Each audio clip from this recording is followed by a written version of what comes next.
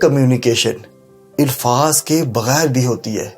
یہ کون سی کمیونیکیشن ہے اور اسے کس طرح سے کیا جاتا ہے جس میں نہ تو الفاظ ہے اور نہ ہی کچھ، لیکن بات سمجھ بھی آ رہی ہے اور سمجھائی بھی جا رہی ہے.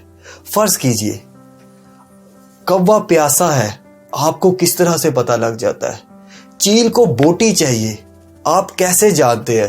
کتے کو بخار ہے، آپ کو کیسے پتہ لگ جاتا ہے؟ بلی کو سردی لگ رہی ہے، آپ کو کیسے معلوم ہے؟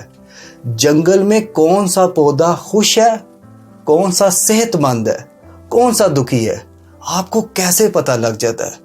کبھی ہم نے سوچا کہ یہ کمیونیکیشن جس میں نہ ہی الفاظ ہے اور نہ ہی ہمیں سمجھ لگتی ہے، لیکن پھر بھی ہمیں تمام کی تمام کریشن کچھ نہ کچھ بتانے کی کوشش کر رہی ہے اور سمجھانے کی کوشش کر رہی ہے. ہم ان تمام کی تمام چیزوں کو سمجھتے ہیں احساس سے. احساس بھی ایک زبان ہے. یہ وہ زبان ہے جو ہمیں بہت کچھ سکھا جاتی ہے. یہ وہ زبان ہے جو چونٹی حضرت سلیمان علیہ السلام سے مخاطب ہو کے کہتی ہے، اور حضرت سلیمان اس چونٹی کا شکوہ سن کر اپنے لشکر کا رخ بدل لیتے ہیں. یہ وہ یونیورسل زبان ہے جو مینڈک اللہ تعالیٰ سے خوش سالی کا شکوہ کرتے ہوئے کہتے ہیں، اور اللہ تعالیٰ مینڈک کی دعا قبول کر کے بارش برسا دیتے ہیں.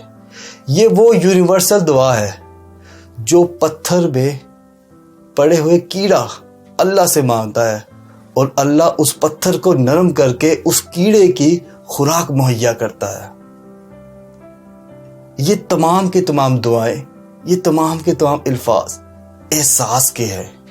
لیکن جب ہم اللہ سے دعا کرتے ہیں تو ہم اللہ سے الفاظوں کا مجموعہ، لہجوں کا انتخاب، زرخیز وکیبلری اور بھاری بھاری آوازوں سے اللہ سے مخاطب ہوتے ہیں اور پھر ناکام ہو جاتے ہیں.